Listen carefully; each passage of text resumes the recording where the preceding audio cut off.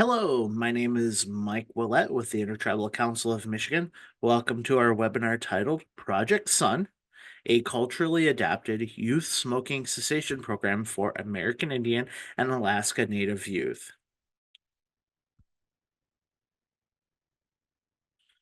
Your presenter today is Dr. Claradina Soto, Navajo and Jemez, Pueblo, Associate Professor at the University of Southern California Keck School of Medicine, Director for the Initiative for California American Indian Health Research and Evaluation. There's no commercial interest support to fund this activity. At the conclusion of this activity, the healthcare team will be able to explore the development and goals of Project Sun, analyze the challenges and successes of implementing culturally adapted smoking cessation programs, examine the study findings on the effectiveness of Project Sun in reducing commercial tobacco use among AIAN youth, and discuss the importance of cultural adaptations in public health initiatives and their impact on community engagement and outcomes. If you have any questions, please type your questions into the question box on your Zoom panel. Questions will be answered during the last few minutes of today's presentation. If you'd like to exchange ideas and chat it up a little bit, feel free to introduce yourselves in the chat box and go ahead and get the conversation going there. Also, after today's presentation, we will be sending out an evaluation. And if you would like to please let us know how we did today, that would be excellent. Also, we will be archiving today's webinar presentation as well. The webinar archive will be available by the end of the week at keepitsacred.org. Thank you very much. And now at this time, Dr. Soto. Great. Thank you very much, Mike. Welcome, everyone. It is a pleasure to be here and share with you about Project Sun, Stop the Use of Nicotine. I'm really delighted to be here with you all today. Again, my name is Claradina Soto. I'm Navajo from my mother's side, Jemez Pueblo from my father's side. I live here in Southern California. I'm an associate professor at the University of Southern California. Much of my work is to improve the health and well-being of our American Indian, Alaska Native communities. I was born and raised in Northern California, so the East Bay, if anybody is familiar with San Leandro in particular. Both my parents raised me there and still live there, actually. So, but it's great to be here, and hopefully you all have been here to California. So with that, a lot of this work has been primarily done in the state of California, and really excited to share with you about this evidence-informed smoking cessation curriculum for Native teens.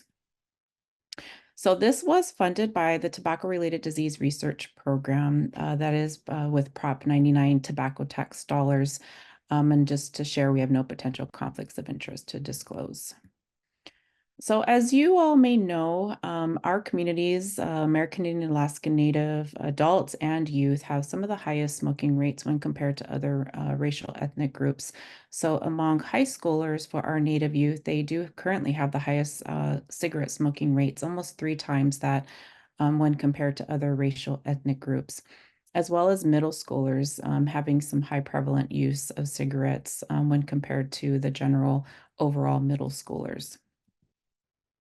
So we also know that there's been a really substantial increase in e-cigarette vaping among our Native youth as well. And this really does deserve a lot of attention. Tobacco industry is obviously very clever in the way of promoting and marketing, particularly to our population. And so this work is really essential because as we see middle schoolers having a high use, this also deserves prevention, but of course, with the high use and prevalence rates, there's a lot of cessation that's definitely needed to reach our Native youth. So the other piece here that's important is tobacco, traditional ceremonial use of tobacco. This is also important because we definitely convey this, and anytime we are looking at education, prevention, cessation for the programs that we develop, because tobacco has been around for many years in our communities. It's a medicine. It's something to be respected and to be preserved. And we always want to be mindful of this because we know that generally the public health problem is recreational habitual use of commercial tobacco.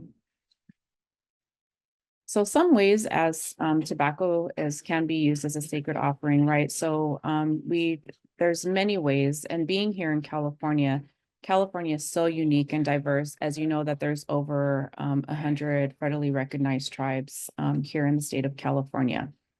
And so there's much to be learned here, much to be respected. And so there's just, things that here that have been listed based on just what we learned from our Native youth here in the state of California. So we have this chart here, which has been developed for Project Sun for the curriculum. And this just shows the difference between traditional use versus commercial tobacco abuse. So when we would have the curriculum and we would have the youth in attendance, we would have this poster size of this for us to intentionally understand and remember the difference between traditional tobacco use as well as commercial tobacco abuse. So I won't go over all of these, but you can see like the first is if it's traditional, it's intentional. We have our cultural reasons for this. But then if it's commercial tobacco abuse, this is habitual, it's unmindful. So again, it's for us to make that distinction between the difference between traditional versus commercial tobacco. So with that, that's just a brief introduction again of just understanding the prevalence, the use, why this is important, because again, culturally specific and programs that resonate for our Native youth are really essential. And so this was an effort that we wanted to be able to provide an intervention for Native teens, especially as it relates for cessation efforts. And so we had to, in order to develop a smoking cessation curriculum, we had used an evidence-based program. And this was an evidence-based program from Dr. Steve Sussman, who's here in USC in our department. He had a program called Project X. This was a empirically validated teen commercial tobacco use cessation program that was really tested across the world on and it's been implemented and evaluated in Thailand, Spain. You can see some of the countries listed here. Never had it been culturally adapted for Native youth. So this was definitely a first time effort being able to culturally adapt Project X. And definitely we were able to do so. And how we were able to do so, before I get into this cultural tailoring, is being able to work with our community. So we did have an advisory board with representatives throughout the state of California, working with Native youth, having an understanding and knowledge with both commercial tobacco and traditional tobacco, and being able to review this curriculum. And one way was to have kind of these initial discussions about how and what we were going to tailor, what made sense, what did not. So we essentially adapted various components to this, learning from our Native youth, because we took kind of the original curriculum, Project X, and students would basically kind of tear it up, revise it. There's a lot of great, what do you call, skits and role playing things for the kids to be engaged in this curriculum. And one of the things was the students definitely wanted a talking circle format versus like a teacher classroom type approach where they were being lectured at or, being seen as less than. So having a talking circle was really engaging. But then also changing up kind of the games and the role playing and the titles of them, having the coyote, as the trickster of trying to get us to, continue, and how do we remain in quitting our attempts in trying to quit smoking, vaping with nicotine use. And so there was other activities that we did. So when we essentially adapted this based on the feedback that we received from the Native youth and from Native counselors that worked with youth, and had, again, this background, we then had them, once it was culturally adapted, we then took it back to Northern, Central, and Southern California to Native youth and to counselors to review it to ensure that these activities made sense. And so, like, for example, this curriculum really has a lot of behavior modifications. It talks about addiction, but having youth understand how do they cope with, anger, how do they cope with depression or feeling sad. And so there's these positive coping mechanisms such as yoga and meditation. And again, we had engaged youth to be able to pilot test this to ensure that this was something that would be that would resonate with the youth, and it definitely did, which was really great. So when you have these types of adaptations, it is very important to engage the community to have them provide not only the guidance, but even to have them, test this and go through it. To be able to make those modifications, and again ensuring that it is resonating. And so the other piece to this is that we can adapt this based on traditions, different cultural ways that we must respect in Northern, Central, Southern, or in other states. If this is being provided and implemented in other areas, there are those adaptabilities to ensure, maybe there is respect for tobacco. Maybe tribes do or do not use traditional tobacco, and that's okay. But being able to educate and inform about that is really important. So having, these things listed below is really important in how we incorporate, in adapting programs like this to reach our communities. So I'm going to go over a little bit of this in terms of the content of Project Sun. And so given that we adapted Project X to develop Project Sun, and this is a beautiful art piece by a native graphic designer or artist, I should say, up in Northern California that developed this beautiful cover page for us. But we're able to provide a teacher's manual and a student's manual. So teachers would have this manual to be able to go and understand what each session contains, the materials that you need, the resources that you'll have on hand, and how to prep, the environment, such as having chairs in a circle for the talking circles, if that session is going to have that at that time. And then the same with the student manual, they each would get their own manual to be able to follow the lessons. They would typically keep it at the session site so that they wouldn't lose it and would be able to have it on hand every time they'd come to each session. For students to be able to be a part of this. And again, when we pilot tested this in our overall project with the grant funding, we did include youth that did or did not smoke. But essentially, when students are wanting to have the full cessation piece of this, we ask for the reporting of the background for, the commercial tobacco or nicotine use with smokeless tobacco, cigarettes, cigars, etc., e-cigarettes, vaping. And so then they have that reporting to then be eligible to be part of Project Sun. But as mentioned, there's so much prevention pieces to this, as there's addiction, understanding addiction, tobacco marketing, etc. That we ensure that all Native students were a part of this. And I'll share a little bit about how we trained others as well. But so I want to get into the sessions here just a little bit so you have a little bit of a background of what these sessions are like. And there's 8 of them. They last about an hour up to, I think I'd say about an hour. And they could be consecutive days. It's how you best figure that out to work with the scheduling of your youth group or the youth that you are reaching. But there's 8 here with the orientation, the second session being how commercial tobacco affects your life, the third, health dangers of commercial tobacco use. And then by that 4th session, they're really thinking about quitting, how they're going to make that commitment and how are they going to do that. The 5th session is again with the quitting, managing their withdrawal symptoms, being able to understand what that means and how to work towards managing those. Session 6 is taking care of a healthy body. And session 7 is taking care of your peace of mind. Again, how you may start to feel angry or sad, especially if you have, you might be having these withdrawals, and how do you manage those as well. And then the last session is avoiding relapse, but also then really congratulating the students for being able to be quit free, if that's how we say. Let's see here. And so just to get into a little bit here, so just you have a better understanding of the content for each session.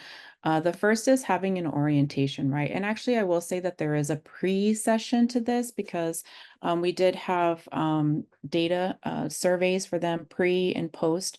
So there was a pre-session to this, one for the students to meet each other, have some icebreakers, take the pre-survey, and then that was very short. They did get incentives as well for attending and completing the surveys. So session one is orientation, right? And this is really to discuss the difference between sacred and commercial tobacco use and the importance of preserving the cultural traditions while we're trying to reduce the recreational addictive use of tobacco, right? And how that leads to disease. The second session is then students returning and talking about how commercial tobacco affects your life, right? So this is in a talking circle, passing that item where everybody has that opportunity to talk and giving them that time. But it is understanding also, through these kind of cultural activities that we have, part of this is how what is addiction? This is really important piece of this, so that they understand what is addiction, how is this impacting their lives so that they can feel more empowered to make that change to quit using nicotine commercial tobacco. The third session then is talking about health dangers and really understanding the ingredients that are in commercial tobacco, but also understanding traditional tobacco, and that may be actual tobacco or other medicine plants that they have. But then also sharing and understanding ways that you may want to culturally avoid inhaling smoking in ceremonial contexts. Again, this is definitely this is the part where it can be adaptable because based on the area and the region and tribes and how tobacco is used in traditional or ceremonial ways, that's the part that can be definitely added in. And that's the part where that discussion happens by the facilitator to really kind of manage that. You can bring in somebody as well with that knowledge to help with that conversation. So that way students again understand the difference between the two and that we are ultimately being respectful, but then also understanding the abusive nature of commercial tobacco use as well. And then lastly, of course, is understanding how the tobacco industry really does target our American Indian communities in so many different ways.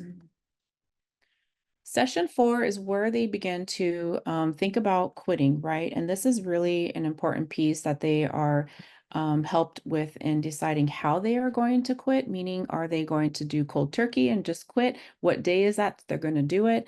Or it could be tapering, right? So maybe it's, it's reducing their number of cigarettes or number of vaping puffs, pens that they may use, but it's understanding how they are going to quit and they will have an understanding of what and how they can do that. So there's a point of like, a date that they can set, or if it's tapering, then we have this chart that they will be able to use so that they can kind of follow that so that they are tapering off of their use. The other is adding in kind of this again, bringing in an elder or others to be able to help that process in making this commitment for oneself. Session 5 is really managing withdrawal symptoms. And this is important too because one, they get to discuss how it's going for them, listening to others, hearing from others. It's even a way to support one another. But it's also an opportunity to create quit kits, meaning having gum, having the cinnamon, toothpicks, things, because it's all about, sometimes it's just wanting to keep that hand busy, right? So sunflower seeds, whatever it is. So they have these materials and things to be able to create these quit kits for themselves and then discuss how they are going to use it. Also talking about how important it is, right, to drink water, increasing their physical activity. So there's all these different ways in figuring out how and what's going to work best for them to manage their withdrawal symptoms. Session 6 taking care of our healthy body. This is the part where I really appreciated the yoga activity. I wasn't sure how students were going to like this when we piloted this curriculum component. Students, because I remember having a crowd of about, I don't know, 10 students that were helping me. And I said, okay, this is the next session activity for yoga. And they were a very rowdy group, fun group, loud group. And for this to really have them calm and go through the activity. Oh, I'm sorry.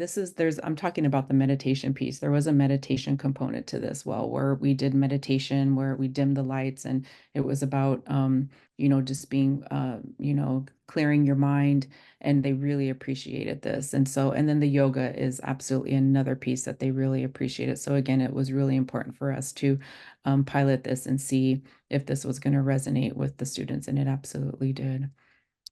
Session 7 is taking care of your peace of mind. So again, there's points where we want to understand how to have positive coping mechanisms to some of our, feelings of emotions of maybe anger, sadness, things like that. So it's really having this opportunity to express their feelings, and how to deal with them, and to how to have peace of mind, and how to use these new tools that they've used of yoga or meditation, breathing exercises that they've learned in this, to be able to handle that, and to know that there's these positive mechanisms so that they don't resort to substances, right? And then the last again is the last session of avoiding relapse, right? There, ways that we're motivating them to quit, and how do we do that?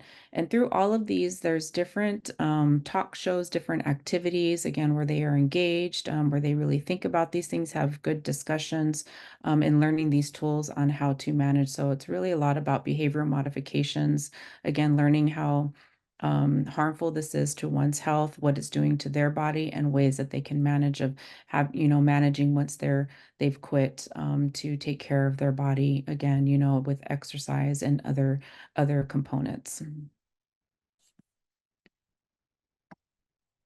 So I'm going to get into now. So that's like the content of it and Project Sun. And I'm going to share a little bit about how we actually implemented this program to have an evidence-informed smoking cessation curriculum. And it's very interesting how this worked out, because it didn't work out as planned. And I'll just tell you that right now, because as we want to create evidence programs, you want to randomize folks into different programs, right? So we randomized centers, which were the American Indian Education Centers. There were about 20 to 25 at the time throughout the state of California who service American Indian youth. And so we had a good, number of most of them all wanted to be a part of this, right? So we were to randomize, right, the centers into three conditions or three programs, right, which was one, they would get the Project X, the standard care. Two, some would be randomly assigned to Project Sun. Three, they would then be maybe randomized to the waitlist control. And the waitlist control is a control group where they don't get anything at the time, just the regular usual care. But the waitlist means that after the completion of the first standard or the Sun, they would get one of the two, depending on what is considered more evidential, right? But as we were recruiting to have them have centers randomly assigned to the three, many of them did not want to be a part of the standard care. Like, why am I going to essentially, take my time and my staff's time and the capacity to implement something that may not be where we want the culturally adapted program, right? So totally understood. And so went to our program officer of the funder and said that we wanted to change it to the two. So now we could change the design to a two-arm approach, which is just getting Project X or being at the waitlist control randomly assigned, right? But again, it was still where agencies were just reluctant or didn't want to be a part of the control group. And I think it was also because there was such a need for cessation programs. We just decided to have it just Project Sun only. So I will then share how we also then came about with some of the challenges in still getting folks to participate, in terms of us not meeting the reach of the number of students, I'm sorry, of a number of students who were using commercial tobacco. Okay. So to be eligible to get Project Sun for Native youth, they had to be between 13 to 19 years of age to participate as part of a research project. And so this essentially meant the pre and post surveys, a 3-month and a 6-month post survey. They did get incentivized. We also did ask for cotinine measures, meaning that we were gathering saliva. This was not mandatory. There were some groups that didn't want to do it, which we completely understand, with research, right? So that was totally fine. We just wanted to compare that to self-reporting, so students in their surveys were essentially reporting if they were using or not. And then we also ensured that we obtained approval with areas and agencies that we were working with. They did have to have a consent, right? So ensuring that we got consent and assent from the students as well. So they essentially had to be in that age range, having reported using commercial tobacco or vaping in the last 30 days, that they were interested in quitting, and then they agreed to the follow-up data, as I mentioned, at the end. So those were for the youth, right? And then so we had the trainings where we essentially wanted to train facilitators at these different centers to then implement Project Sun. And so there were about 57 that were trained throughout the state of California. Trainings did involve 2 days, which was 8 hours in one day. And then day two was about a 4-hour half day, essentially, which was to be able to do teach back. So we were learning how to do the engagement activities and the different talk shows, things like that, that we have in the curriculum. And the trainees um, were again trained as facilitators, and each of these sessions were, about an hour for that we gave to each session to review. And then they were evaluated to rate the trainer as well. And many of these trainings at this time were conducted by Lou Moerner, who's also a co-author of this Project Sun as well.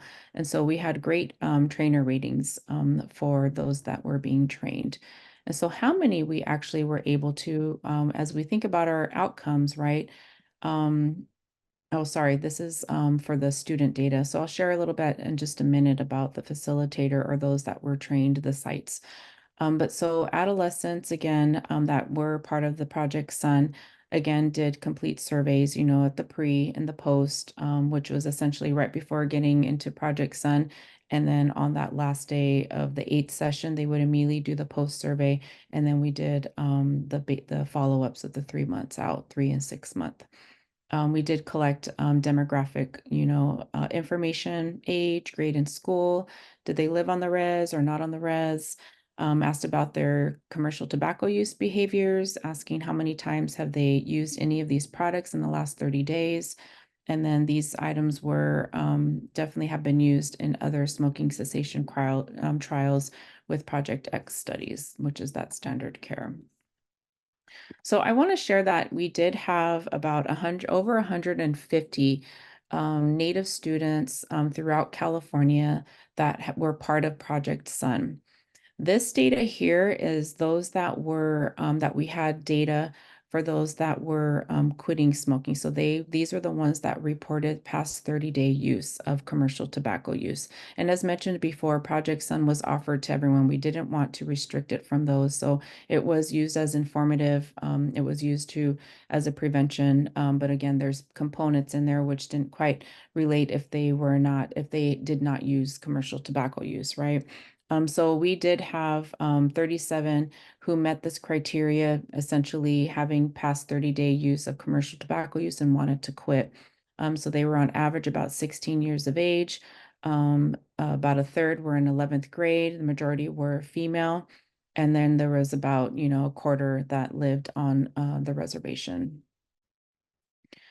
The use at this time, so this was, gosh, I'd say a little over about 10 years ago that this was first implemented, 5, 10 years ago. And so you still see that there was more cigarette use, but I would say that if we were to do this again, even today, that there would be more vaping use because I know we have a current project that we just finished on gauging our youth, our Native youth, to develop a vaping intervention because there's such a high prevalence in that community.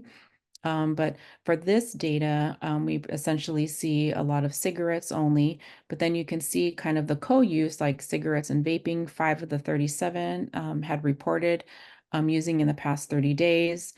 So this just gives you a sense of just other products being reported smokeless tobacco. Like one actually shared that they use cigarettes, smokeless tobacco, and vaping products. And then if there was all products, meaning cigarettes, smokeless, vaping, like cigars, there was 2. So this is kind of a essential kind of outline of the tobacco use products of the 37 that were trying to quit their use. So this was pretty positive where we had our survey data at 3-month follow-up because there were 92% that completed the 3-month follow-up, 34 of the 37, which is really good. Sometimes it's difficult to get that follow-up from individuals after the program's already been completed and they've already participated. But this was really great.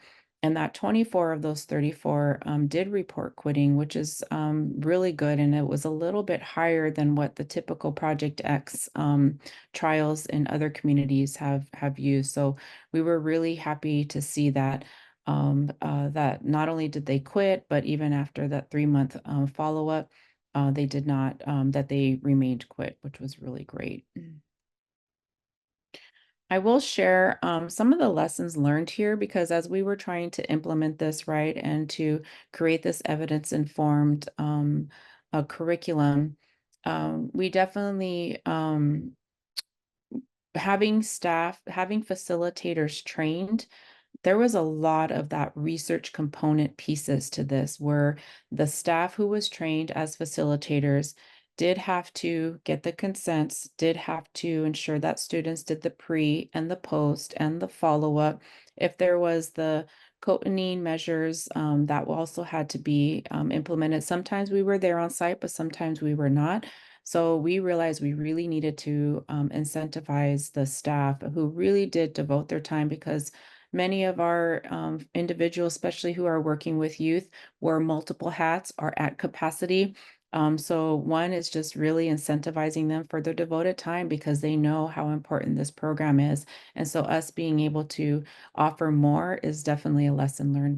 We learned from that. The other is that we learned there's a lot of staff turnover. So if somebody was trained and that person left the agency, there's no longer that facilitator available. So we did try to have multiple facilitators from each location be a part of the 2-day training, but it's also difficult to have folks take 2 days out of their day, out of their work schedule to dedicate to being trained as well. But we did see that that was a little bit difficult if we lost somebody who was trained as a facilitator because of the high staff turnover in certain areas as well. The other was, which I think also kind of alluded to folks not being engaged as much at times, was there was these unexpected situations. We would have trainings ready to go. We had about 25 ready and set, and then only 2 showed up because there were situations that happened in the community, maybe from overdoses, suicides, just real unfortunate situations. And so that definitely took away the time. And then that at that moment, that community needs time to heal. So, months would go by until participation would happen again. And that is totally okay. But we did not anticipate that. So those types of things of trying to tell your funder is also very important and hope they understand, right? And then the other is just this Western-based methodology that we were doing, right? This approach that we had with trying to randomize. And this is one of the most difficult things to do is we try to create evidence-informed, evidence-based programs for our communities, having to put them through that ringer, right? But there's other ways to be able to think about how to create evidence-based programs and evidence-informed programs because as we know, these don't quite align, with our values and practices, and being able to be understandable to that is really important for that. So as we all know that tobacco commercial tobacco use is very prevalent again in the adult and our native youth. And so there really is a need for culturally informed smoking cessation programs, which really was the driving force for us because of the work that I was doing in the state of gathering data of us knowing that our state our state prevalence was the same as like the CDC rates at that time. So we knew that we needed programs, prevention and cessation programs. So being able to adapt an evidence-based program to produce Project Sun was really great. And again, it was with the community, for the community, by the community. And we oftentimes, again, would hear how great this program is to be able to work with just the Native community, giving them a culturally grounded curriculum. And then being able to have those culturally informed activities and even the adaptability to this is really key when being used in different areas. And that is totally fine because you have to have these types of programs to have that flexibility as well. Program receptivity analysis suggested that youth enjoyed Project Sun's activities, especially the talking circles and relaxation related activities.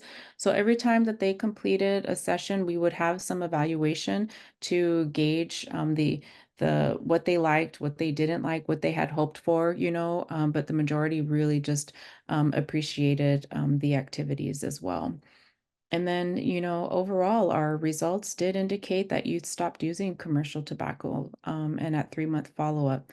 So this is a really good success rate for this. And being able to have this program is really key to really provide, again, a culturally informed program for our Native youth. Um, and so with that, that allowed me to quickly go over Project Sun, its components, how it was developed, some of the results that we got from this. And so with that, I will open it up for questions and comments. And I guess I can look now. I see in the chat here. I haven't looked at it yet. So thank you, everyone. Thank you, Dr. Soto. And again, if anybody has any questions, feel free to put them into the Q&A box, and we'll answer the questions as they come up until the top of the hour. If they slow down a little bit, we might give some folks some time back. The first question here says, this is such a great program. I didn't hear much mention of making the clear distinction between tobacco and nicotine. Many of today's ENDS products contain nicotine created in a lab and contain zero tobacco. Do you provide info on non-tobacco products that are addictive? Yes, that is a component that's been added in there, especially because there's so many new products, things that are out there, and there's a lot to share. So that is an added piece that has been added, but I know that there's more that could be added to this as well because of exactly that point of the non-tobacco products that are addictive as well. Yes, because it's also understanding what these products are made of. Oftentimes, many don't even know what they're made of, and having that being educated and informed about that is really key for them too. So yes, great question. Thank you. All right. And again, if anybody has any questions, feel free to drop them into the Q&A box. This next person says here, is there a participant size recommended? Like, do sessions operate better in smaller groups, or is it adaptable? Yeah, that's a great question. I mean, I don't think we ever had a session where it was just too large, but I would say, because sometimes you could have 10 to 20, 25, 30 students. It just depends. So you just kind of adapt to that. So this curriculum does allow for that adaptations. And again, it's nice because you have the teacher's manual. So it's ways to, if you know how many, like approximate how many students are going to be in that session, to set things up in that way. If there is a larger group, I mean, sometimes then it might take a little bit more time. So hopefully the students have a little bit more time to give, and that's something that they would have to talk to the parents and or guardians as well. Fantastic. Thank you. And again, if anybody is looking for an archive of today's webinar, I did drop it in the chat box earlier. There will be a link uh, to the archive of today's presentation, and it will be available by the end of the week this week. Somebody here asked in the Q&A box, did you offer the classes over Zoom? No, we did not. And it's actually great if we could do this in person because it's a way to engage and yeah, so this was actually all classes. So the training classes for the facilitators as well as classes for the youth, they've all been in person. Could it be done over Zoom? I mean, it could be. And it's just the main concern with just making sure that everybody has Wi-Fi and good Wi-Fi. Because if you're in a very rural area, which I know we've always had some technical difficulties, then it becomes, troublesome to stay fully connected. Thank you. This person here asks, could college graduate students administer this type of project perhaps in exchange for college credit to help with the staff issue? I like your thinking, whoever asked this question. Haven't done that before.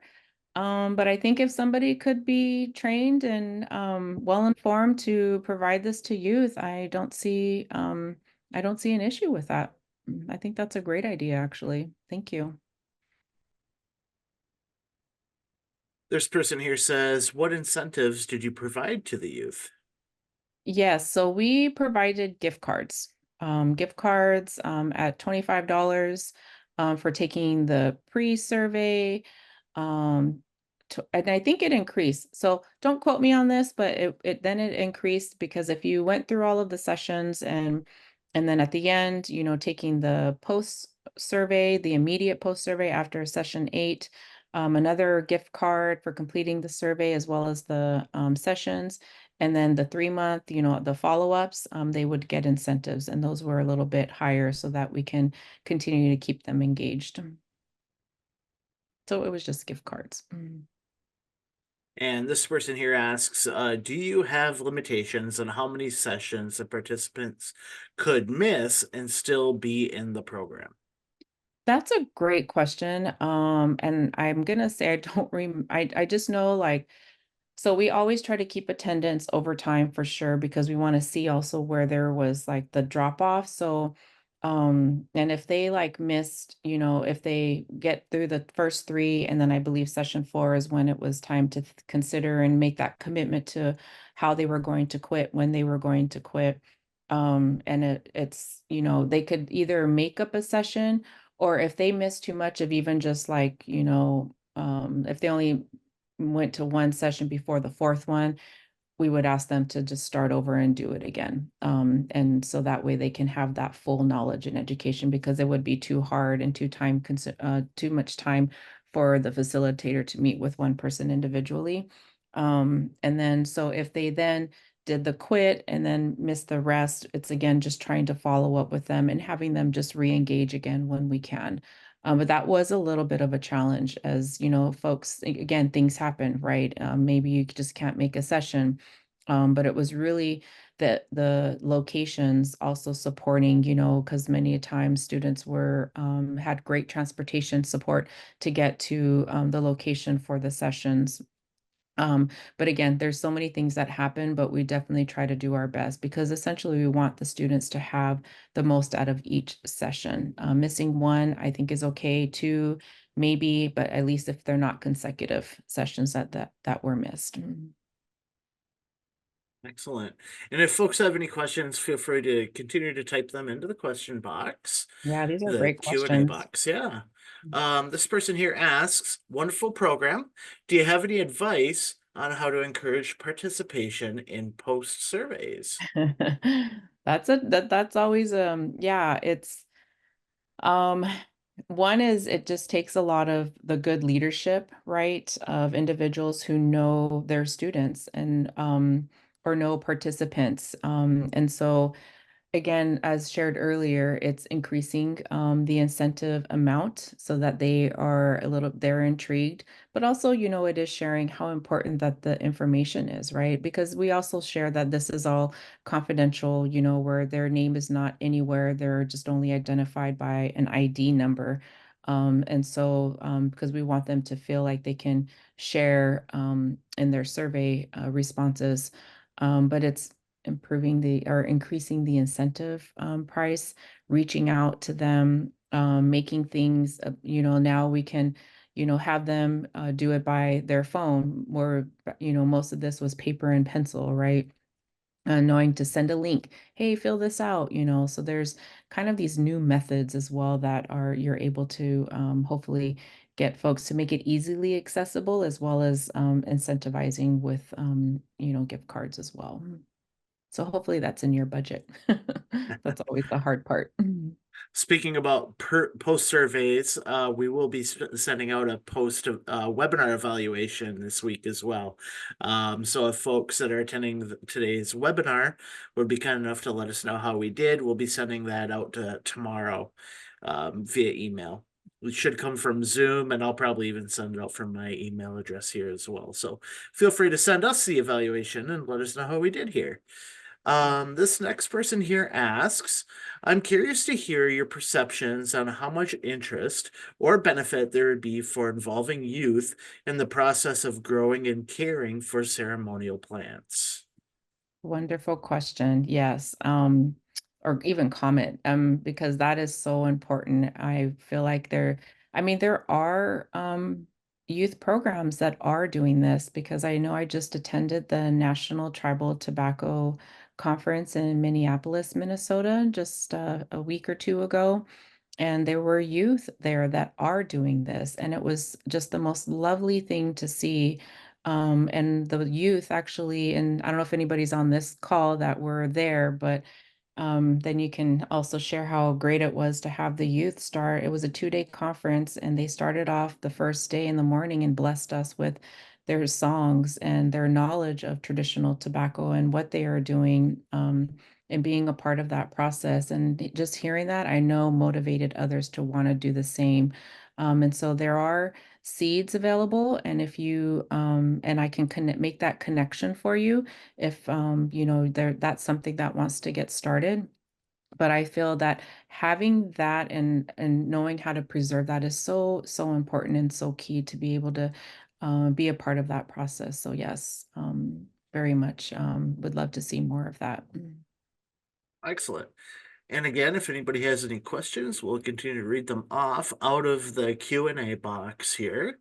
Yeah. This person here asks, will the resource Project Sun expand in the future as far as geographic distance to bring it to other American Indian communities and other states? Yes.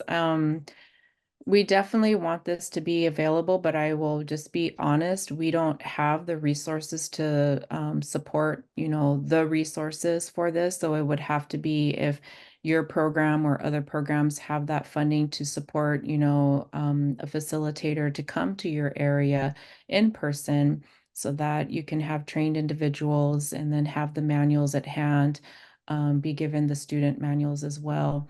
And then that's something that we would definitely love to entertain, and especially to have additional the data being collected so that we know that this is still being implemented and worked. So that's the part where I'm at capacity, where I would love to apply for more funding, and we've talked about it. It's just, we have so much going on, but being able to do that is still in my kind of my hand of wanting to do this, but it is available in that capacity. Again, as again, we don't have the budget, but if others may have some of the means to support that, we can definitely talk. I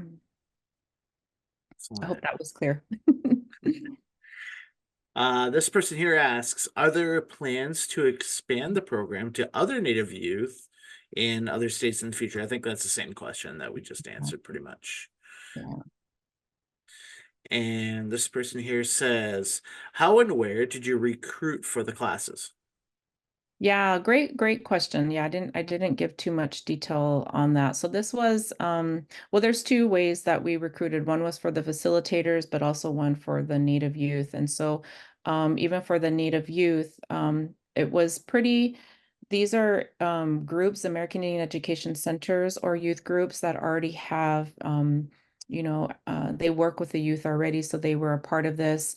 They knew who did or did not smoke. Sometimes others came up and shared that they did and wanted to be a part of this. And so they also opened it up to the other surrounding, folks by social media, by flyers, et cetera. And then how we facilitate or how we recruited for the facilitators, that was with the American Indian Education Centers to get them involved to be in the training of projects and so that they can then be the ones to facilitate to their youth and their local communities, was also through us having these partnerships and calling them directly or having the main person send out an email that this is something that's going to be available. And then we also share that we're going to be in Oakland, California. Anybody available to come out? So I think we also had a budget to support their transportation and their lodging to come for a few days to come and get trained as well. So it was a really great resourced piece to try and get as many involved as possible. I hope that answered your question. And then it looks like we have some bonus questions that appeared in the chat as well. So I'll just start with this one here. It says, did you ever find resistance in pursuing meditation techniques because of personal faith or spiritual beliefs? Yeah, no, we didn't. At least with this one, we did not. That's a great question. And like I said, I was not sure how it was going to be, how the receptive it was going to be, but the students really did appreciate the meditation piece, with it. So, yeah, there was um, no issues there. This question just came up in the Q&A box. This one here says, do you have any advice for agencies or communities that want to culturally adapt to any and already existing curriculum to be more culturally significant to Native youth? To culturally adapt an already existing curriculum, meaning this one or just any other one? I'm guessing probably if there's a curriculum that's already existing, to urge folks to for tobacco cessation. I mean, like even for this one, it's there's ways to adapt. It's flexible. I mean, because it's, we're very unique and diverse communities. Some similar, right? Similar ways, and also preserving our cultural ways. But then there's ways that are different between different communities. So I know that there's definitely ways to make it more culturally significant for Native youth. And really, we could be asking the Native youth how much more, and even just if it's with imagery or bringing in speakers who can share that knowledge, or having them do activities that are growing, traditional tobacco, maybe. But absolutely, I know that there's some ways that we can definitely, adapt these things. And it does come with talking with community. And if you have folks in the community that have that knowledge, then it's, taking the time to learn and figure out ways how to bring those in. And I always share because of the work that I do, and it's, primarily research based, is always ensuring that you reach a community with it to make sure that it resonates, because then you'll learn from that as well that, you want to make the change or it's completely, acceptable and they really like it, or like, oh, we could think about this. And because there's always those great ideas that you can have at hand, but super important. I mean, I always go back to the communities for sure with that. And even just the vaping intervention that I was sharing, we just finished this other project working with Native youth. We did one for the community where it was a vaping intervention education for adults and, the elders.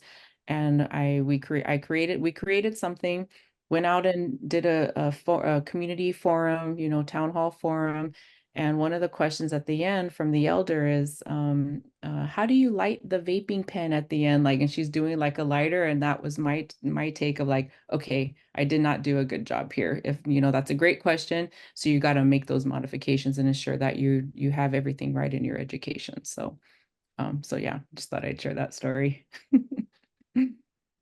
Excellent. Thank you very much. Well, I don't see any more questions in the question box. So with that, this might be a good stopping point. Again, we do want to remind everybody that we will be sending out an evaluation tomorrow. One will come from Zoom. I'll probably also send an invite as well.